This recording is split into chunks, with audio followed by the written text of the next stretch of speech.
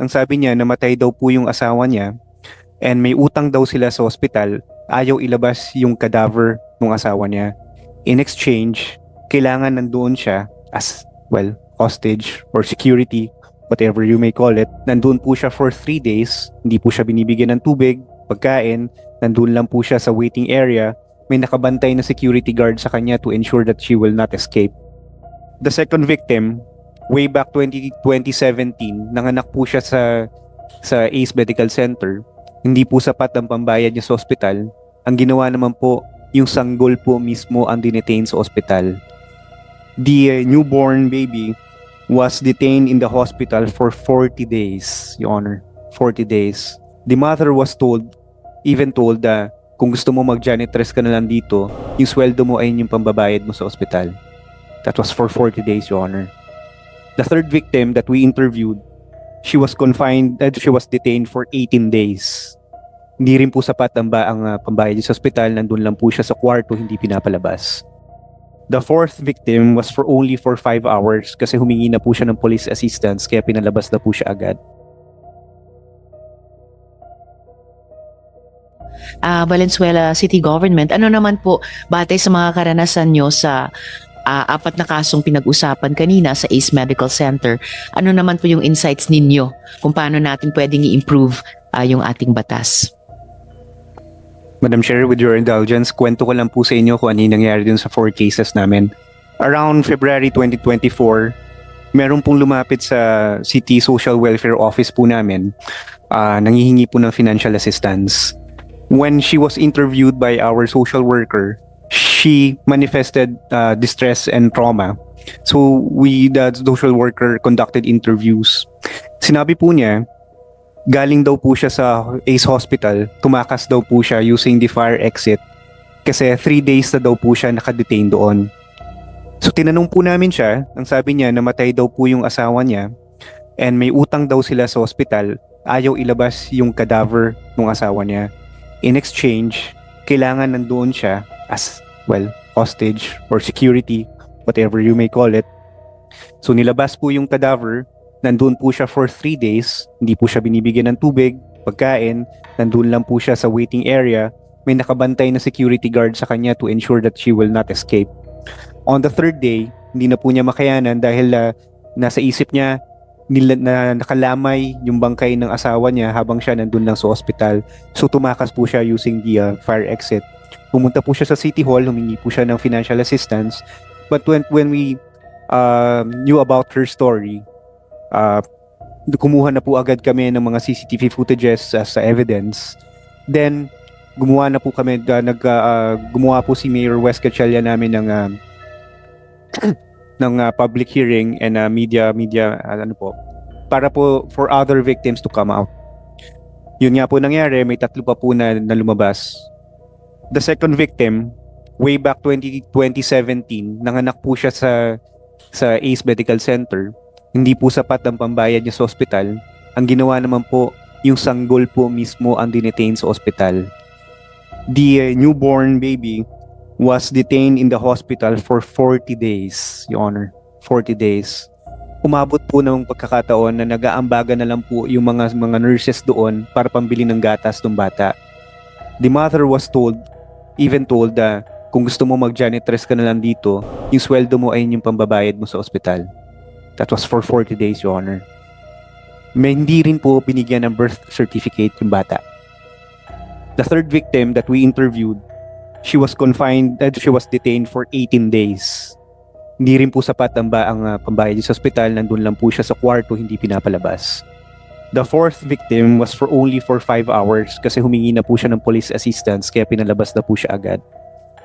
The lessons we learned here, Your Honor, we filed criminal cases for serious illegal detention for the 3 cases and slight illegal detention for the 4th case. We also filed the administrative complaint with the DOH and with the Commission on Human Rights. What we learned in these 4 cases are, first, the national law, RA 9439, only extends to wards and charity beds. Second, it does not cover the national law only covers the patients themselves, not the relatives, not the cadavers. As in the first case, ang dinitain po dito is the wife of the deceased patient. Yung sa pangalawa naman po, yung sanggol naman. And hindi po nako-cover ang birth and death certificates. Kino-hostage po ang death and birth certificates para po security, in the form of security for payment. So yun po yung tatlong observations namin. Hindi only for public wards, hindi po extended ang coverage ng protection to the patient's representatives or patient's relatives. And third, hindi po covered ang birth and death certificates. So what we did in response to this information, the City Council of Valenzuela City enacted a city ordinance prohibiting the detention of patients, detention of cadavers, and non-issuance of birth and death certificates. This ordinance, city ordinance, was enacted May 2024 and became effective in July 2024, Your Honor. We met with the owners of the hospitals in Valenzuela City, explained to them the coverage of the city ordinance, and they understood it, Your Honor. So far, meron po kami natatanggap na cases of detention, but after sending them demand letters as required under our local ordinance, pinapalabas naman po sila. So in our experience, the city ordinance is an effective deterrence against detention of patients, Your Honor. Maraming salamat, Councilor De La Cruz, and that's an incentive for us to pass the law para nationally pwedeng maging deterrence din yung ganitong batas sa ganyang mga practices, horrific practices, tulad ng naging positive effect no ng ordinance sa inyong syudad. Madam Chair. Before, yes, Senator Erwin. I'm sorry, Madam Chair. I just have a quick question for the Department of Health. Do we have representative from the Department of Health here? ASEC, do you have like emergency or hotline numbers so that these patients can call up? Like, dinidetain po kami dito, DOH, kasi wala kaming pambayad. Do you have such numbers po na posted po sa mga hospitals natin, whether private or public? Para dalawa po ang purpose noon. To inform the hospitals po na we have a law like this, na bawal po kayo detain ng mga tao, pasyente. Pangalawa, para may masumbungan talaga yung tao. Meron po ba ang inyong kagawaran na ganito po mga hotlines nationwide? Madam Chair, Your Honor, we have what we call a subungan board. However, we are currently inundating several hospitals about this so that the public will be informed. I agree, Your Honor, that we need to inform the public about this, so that they can the horrific story that was said before this committee will not happen again, Your Honor. Kasi Madam Chair, follow up na lang po. I'm sorry. With that po, pag tumawag yung tao sa inyong hotline, mabigyan din ng advice. Ba't wala po kayong pambayad?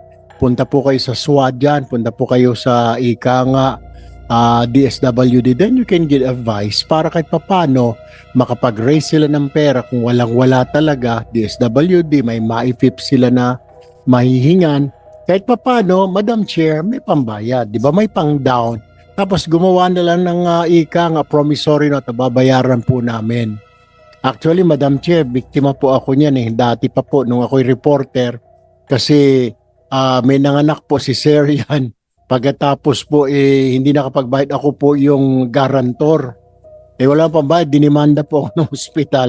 But anyway, ang punto ko lamang po dito, Madam Chair, Department of Health, ASEC, sana meron po tayong ganon para ma-advisean din yung pasyente kung saan sila kukuha, kung saan sila lalapit, at para makontak po ninyong ospital, tulungan na ninyo yan na merong maifip naman, na makuha, merong AX naman, para makalabas na yan kasi labag po sa batas ito. Then you can advise these people, ASEC.